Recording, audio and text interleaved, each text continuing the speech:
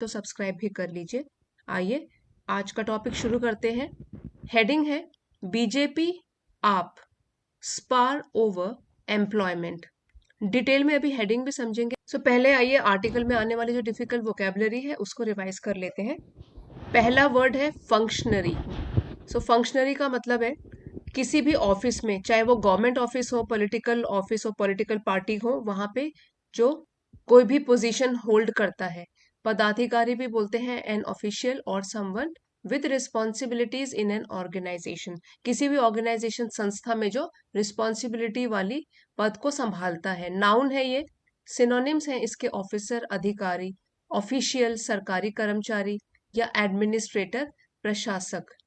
किसी भी संस्था में कोई पद संभालने वाला उसको बोलते हैं फंक्शनरी।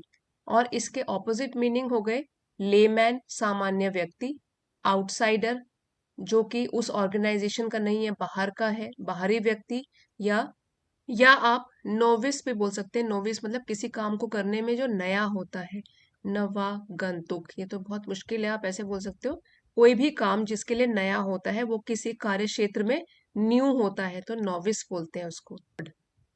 स्कूल में जो पोजीशन होल्डर्स थे या जो पदाधिकारी थे, उन्होंने सुनिश्चित किया कि जो भी एनुअल डे का प्रोग्राम है वो स्मूथली ढंग से चले, उसमें कोई गड़बड़ी ना हो, रुकावट ना हो। ये इंश्योर किया किसने? स्कूल की फंक्शनरी ने, पदाधिकारियों ने। नेक्स्ट वर्ड है डिसीटफुल। डिसीटफुल जो कोई बेईमान होता है और छल कपट से भरा हुआ होता है उसको बोलते हैं डिसीटफुल। एडजेक्टिव है ये। डिसऑनेस्ट और इंटेंडिंग टू डिसीव मीन्स धोखा देने वाला। कई बच्चों ने कमेंट्स में लिख के बताया था कि स्पेलिंग मिस्टेक्स बहुत होती हैं। यहाँ पे आपको एक स्पेलिंग का रूल बताती हूँ। बहुत मिस्टेक होती है जब हम किसी भी स्पेलिंग में आई ई या ई आई को यूज करते हैं कि पहले क्या लिखना है, आई ई लिखना है कि ई आई लिखना है। एक जनरल सा रूल है कि किसी भी जो किसी स्पेलिंग होगी जो, उसपे आप जनरली आई लिखोगे पहले, फिर ई लिखोगे। ये सीक्वेंस फॉलो करोगे। एक्सेप्ट अगर यहाँ पर सी आ जाए, जैसे यहाँ पे आया हुआ है सी, अगर सी आ जाए और उसके बाद आपको कंफ्यूजन हो रहा है ई आई लिखूं कि आई ई लिखूं, ये वाला फॉलो करते हैं हम। सी के बाद हमेशा ई आई आता है, अदरवाइज क्या आता है? आई ई। जैसे अगर मुझे लिखना है पीस, मतलब कि टुकड़ा, पीस की स्पेलिंग, मैं पी लिखूंगी, उसके बाद आई ई लिखूंगी, ठीक है? पी आई ई सी ई। या जैसे स्पेलिंग है बिलीव, बी ई एल, अब क्या होगा? I E, B E L I E V E. उसी तरीके से अगर सी आ जाता है, जैसे जैसे अगर सीलिंग लिखना है मेरे को, तो सी ई I L I N G, सी के बाद जनरली ई आई आता है। लेकिन एक चीज का ध्यान रखना है यहाँ पे कि एक्सेप्शंस भी होते हैं, हमेशा नहीं ये रूल फॉलो होता। अधिकतर केसेस में यही रूल फॉलो होता है। इतना भी याद रखोगे तो काफी स्पेलिंग मिस्टेक्स कम हो जाएंगी। डिसीटफुल मतलब छल कपट करने वाला, धोखा देने वाला। सिनोनिम्स हो गए डिसऑनेस्ट, बेईमान, या फ्रॉड्यूलेंट, धोखेबाज, जो धोखा देने वाला होता है। डिसेप्टिव, ये भी डिसीव से बना है। डिसेप्टिव मतलब भ्रम में डालने वाला, कंफ्यूजन क्रिएट करने वाला, डिसेप्टिव। एंटोनिम, ऑपोजिट वर्ड हो गए ऑनेस्ट, ईमानदार, इसमें एच साइलेंट है। ऑनेस्ट, ईमानदार, ट्रस्टवर्दी, जिस पर भरोसा किया जा सके, और सिंसियर, ये भी ईमानदार है। डिसीटफुल धोखा देने वाला, और सिंसियर, ऑनेस्ट, ट्रस्टवर्दी हो गया ईमानदार। सेंटेंस है his deceitful nature made it hard for anyone to trust him again. उसका जो धोखा देने वाला स्वभाव था, उसने लोगों के लिए मुश्किल कर लिया कि वो उसके ऊपर फिर से भरोसा कर सके, ट्रस्ट कर सके। नेक्स्ट वर्ड है मिसलीडिंग। मिसलीडिंग एक तो होता है लीड करना, ठीक है, एक होता है लीड करना, और उसमें हमने ये प्रीफिक्स लगा दिया मिस, तो इसका मतलब बन गया मिसलीडिंग। फिर से है भ्रम में डालने वाला, गुमराह करने वाला, सही रास्ता न दिखाने वाला। गिविंग द रॉन्ग आइडिया और इम्प्रेशन, जो कि अपना गलत इंप्रेशन दे। अब यहाँ पे भी जो ये मिस है, एम आई एस, ये रूट वर्ड है। अगर ये किसी वर्ड के आगे आ जाए तो उसका मीनिंग नेगेटिव हो जाता है। जैसे कि अंडरस्टैंड, अंडरस्टैंड यहाँ लिख लेते हैं, ठीक है, ये होता है समझना। और अगर मैं इसके आगे मिस लिख दूं, उसमें एम आई एस लिखना है, एम आई डबल एस नहीं लिखना, मिस। क्या हो गया? मिस अंडरस्टैंड, गलत समझ लेना किसी को। सो मिसलीडिंग हो गया भ्रम में डालने वाला। सिनोनिम्स हो गए डिसेप्टिव, ये भी वही है, भ्रम में डालने वाला, क्लियरली ना हो, जो रॉन्ग आइडिया दे। फॉल्स झूठा, कंफ्यूजिंग जो उलझन में डाल दे, हम कंफ्यूज हो जाएं। फिर है एंटोनिम्स, इसका ऑपोजिट मीनिंग हो गया क्लियर, जो बिल्कुल क्लियर हो, कोई अस्पष्टता ना हो उसमें, एक्यूरेट सटीक बिल्कुल सही, ट्रूथफुल सत्यवादी बिल्कुल सच्चा। सो मिसलीडिंग हो गया जो हमको गुमराह कर दे, भ्रम में डाल दे, उसका एंटोनिम हो गया। ये सब है accurate, clear, truthful. Sentence, the advertisement was found to be misleading and was banned by the authorities. जो विज्ञापन था वो उसको गलत पाया गया, तो इसलिए अथॉरिटीज के द्वारा, जो भी अधिकारी थे उनके द्वारा उसको बैन, उस पर प्रतिबंध लगा दिया गया उस विज्ञापन के ऊपर, क्योंकि वो मिसलीडिंग था, वो गलत मीनिंग कन्वे कर रहा था लोगों को। सो मिसलीडिंग। नेक्स्ट वर्ड है आउस्ट। आउस्ट मतलब हटा देना। ये जनरली वर्ड यूज होता है जब किसी को हम पावर की पोजीशन से हटा देते हैं या जॉब से हटा देते हैं, तो बोलते हैं आउस्ट। और पार्ट ऑफ स्पीच है verb, to remove someone from a position और प्लेस। किसी को नौकरी से या तो किसी अधिकार के पद से हटा देना, बाहर निकाल देना। सिनोनिम्स, एक्सपेल निकाल देना, हटा देना, रिमूव हटाना, इजेक्ट ये भी होता है बाहर करना। और इसके ऑपोजिट वर्ड सिनोनिम, अपॉइंट नियुक्त करना, पोजीशन में ले आना, अपॉइंट करना, रिटेन बनाए रखना, और एडमिट स्वीकार करना। Sentence, the manager was ousted from his position due to poor performance. खराब प्रदर्शन के कारण जो मैनेजर था, प्रबंधक था, उसको अपनी पोजीशन से, अपने पद से हटा दिया गया।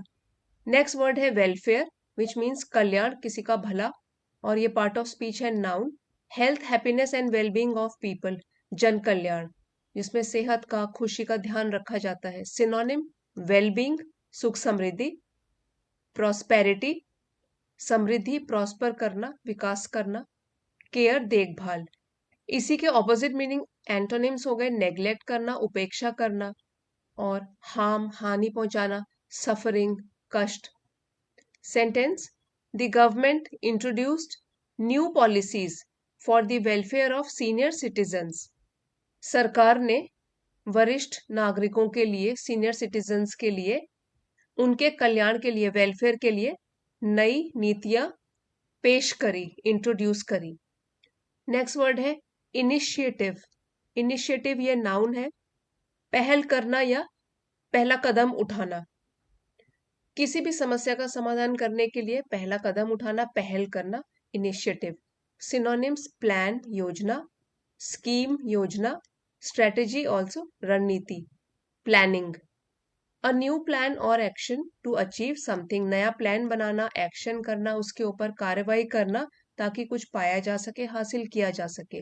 एंटोनिम्स हो गए इसके इनएक्टिविटी, कुछ भी ना करना, हेजिटेशन झिझकना, संकोच करना, स्टैग्नेशन एक ही जगह में टिके रहना, ठहराव आ जाता है।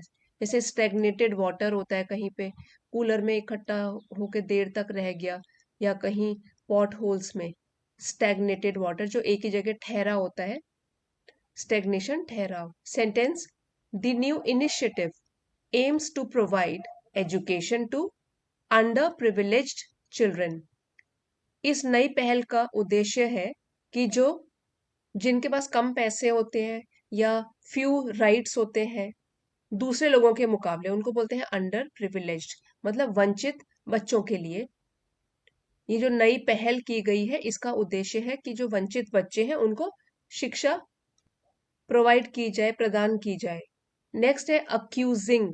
अक्यूजिंग वर्ब फॉर्म में है, आरोप लगाना। Claiming someone has done something wrong, claim करना, दावा करना कि किसी ने कोई काम गलत किया है, अक्यूज करना उसको।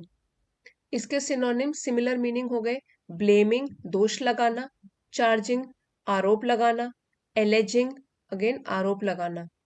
ये सब इसी के सिमिलर मीनिंग है, ब्लेमिंग, चार्जिंग, एलेजिंग समबडी, अक्यूजिंग। और ऑपोजिट मीनिंग हो गए डिफेंड करना, बचाव करना किसी का, डिफेंड करना उसको। एक्सक्यूजिंग ये भी है क्षमा करना, और पार्डनिंग भी होता है क्षमा करना, पार्डन कर देना, एक्सक्यूज कर देना या बचा लेना। अक्यूज हो गया आरोप लगाना, और डिफेंडिंग हो गया बचाव कर लेना। Sentence, she accused her colleague of stealing important documents. Colleague होता है साथ में काम करने वाला, सहकर्मी। उसने आरोप लगाया अपने सहकर्मी पर। कौन सा आरोप? चुराने का अपने इंपॉर्टेंट डॉक्यूमेंट, दस्तावेज, जो भी पेपर्स थे इंपॉर्टेंट, उसको चुराने का आरोप लगाया। नेक्स्ट वर्ड है बेनिफिट, लाभ, प्रॉफिट या एडवांटेज। सिनोनिम्स, ये पार्ट ऑफ स्पीच इसका है नाउन। एडवांटेज फायदा, सिनोनिम्स गेन लाभ, प्रॉफिट लाभ या मुनाफा। एंटोनिम्स हो गए हानि, लॉस होना, डिसएडवांटेज नुकसान होना, हार्म हानि। सो बेनिफिट का ऑपोजिट हो गया लॉस, हानि हो जाना। Sentence, regular exercise benefits both the body and the mind. रोज का व्यायाम करना लाभ पहुंचाता है दोनों चीजों को, शरीर को भी और दिमाग को भी। कुछ ईडियम्स और फ्रेजेस का भी यूज हुआ है आर्टिकल में, एक बार उसको भी समझ लेते हैं। Accusing someone of, so accusing के बाद प्रेपोजिशन लगेगी ऑफ। अक्यूजिंग समवन ऑफ मतलब किसी पर आरोप लगा देना। To claim that someone has done something wrong, accusing someone of. She is accusing him of spreading rumors in the office. वो उस पर आरोप लगा रही है कि वो फैला रहा है, रूमर्स मतलब अफवाहें या उड़ती खबर, ठीक है, जिसमें कोई सच्चाई ना हो, बस अफवाह उड़ा देना। Oust someone from a position, to remove someone from a role और ऑफिस, किसी को उसके पद से या नौकरी से हटा देना। आउस्ट फ्रॉम अ पोजीशन, लेकिन ये तो आर्टिकल का ही फ्रेज है। आउट समवन फ्रॉम पोजीशन मतलब कि किसी को उसके पद से हटा देना। Example, the board ousted the CEO from his position due to poor results. Board ने कंपनी के सीईओ को पद से हटा दिया, क्योंकि अपनी पोजीशन से हटा दिया क्योंकि जो नतीजे थे या रिजल्ट थे या परफॉर्मेंस थी कंपनी की वो खराब थी। तो नतीजे खराब थे इसलिए उसको अपनी जॉब से हटा दिया, आउस्ट कर दिया, उसके पद से हटा दिया। पेव द वे, ये नेक्स्ट है फ्रेज। पेव द वे मतलब रास्ता बनाना, किसी चीज के लिए रास्ता बना देना, रास्ता खोल देना। To create conditions for something to happen, so वो परिस्थितियां तैयार करना कि कोई चीज हो सके, सुधार लाने के लिए रास्ता खोल देना। Example, the reforms paved the way for economic growth. Reforms means जो सुधार कार्य किए गए हैं उनसे रास्ता खुल गया है इकोनॉमिक, आर्थिक, और ग्रोथ विकास का, आर्थिक विकास का मार्ग खुल गया है। चलिए अब आज का आर्टिकल डिटेल